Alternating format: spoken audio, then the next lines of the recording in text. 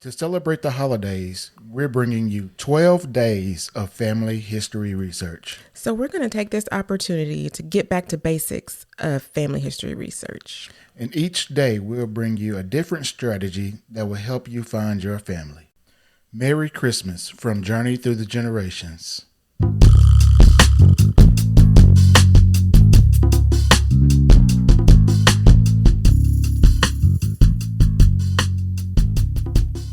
Hey everybody, welcome back to Journey Through the Generations, and we are on day 2 of our 12 days of family history research. So today we're going to talk about vital records. Vital records is something that you can use to be able to fill in some of those gaps when you don't have birth dates or marriage dates, or if you know someone got divorced in your family but you don't know when.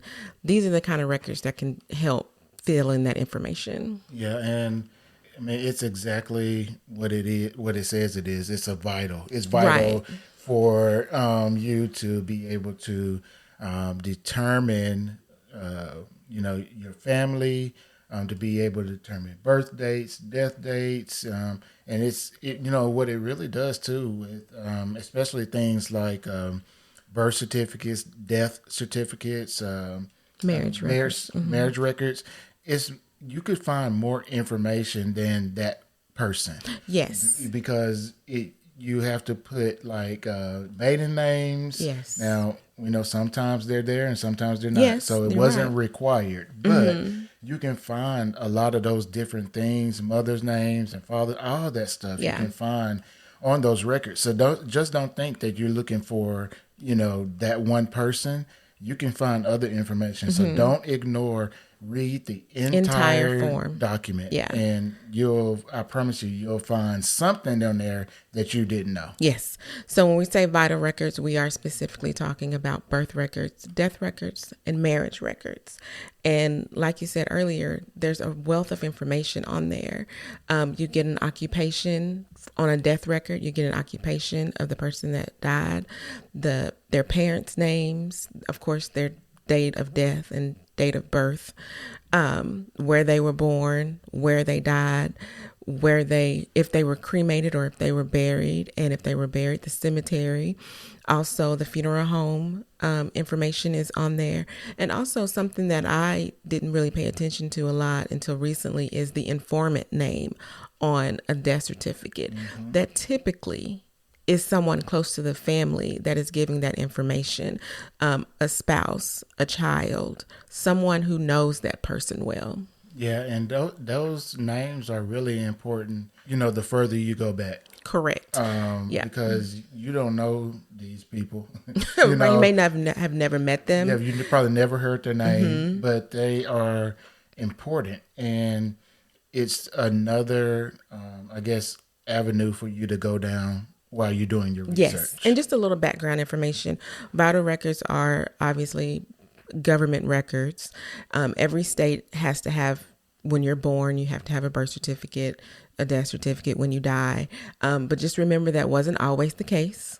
I'm very familiar with Arkansas records, so I know in 1914 is when we started in Arkansas with birth records. So you always want to make sure you know when it started, when your state started documenting deaths and births and marriages, and that way you know how far you can go back to get those records. Yes, and I would recommend that you go to, and I guess every state probably has a different name, but the Bureau of Vital Statistics, or Yeah, it's usually in the state capital.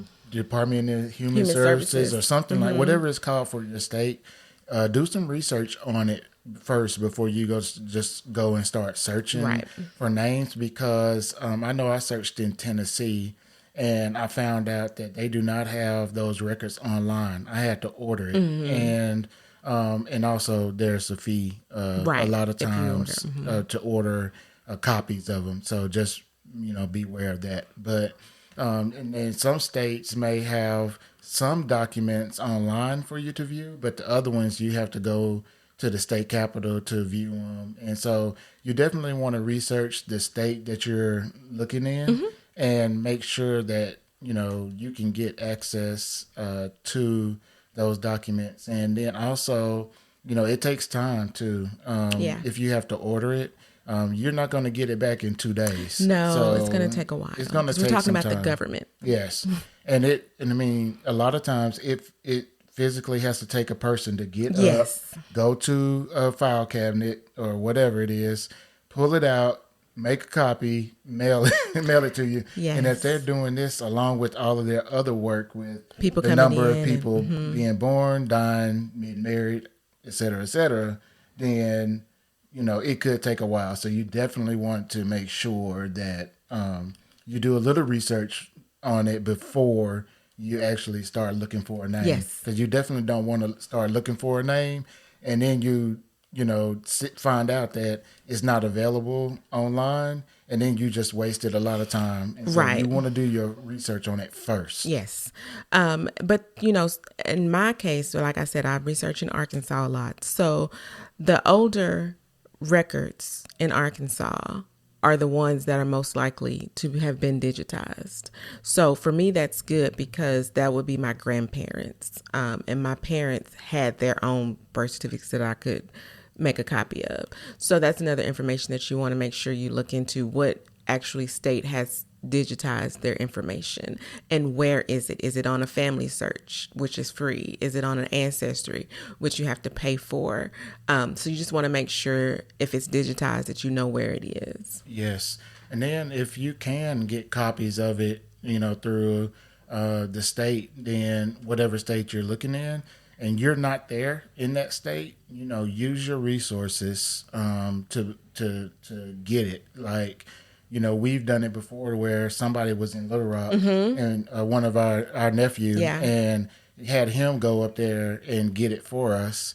Or, he went and got it for us because we couldn't be there, and we just got it from him the next time we saw him. Right. And so if you have family and friends in the area, in the state capital or wherever, that you need to get in, use them to go and pick it up for you.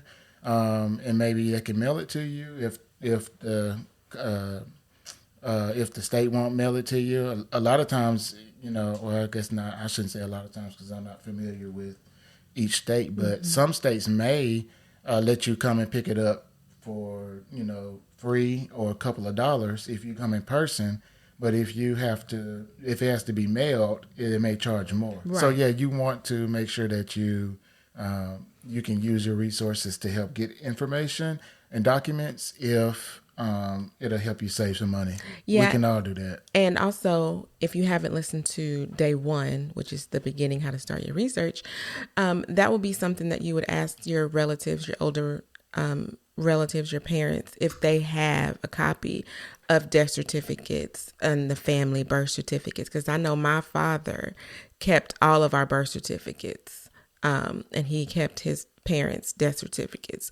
So that was how I was able to get some of the information that I needed when I started was from him. So if you haven't listened to it, like Trisha mentioned, day 1 of our 12-day series is available. You can go back and listen to it.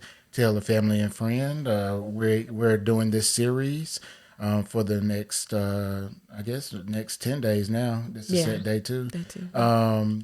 And we appreciate you if you would go and follow us on our social media. All of that information will be down in the description box.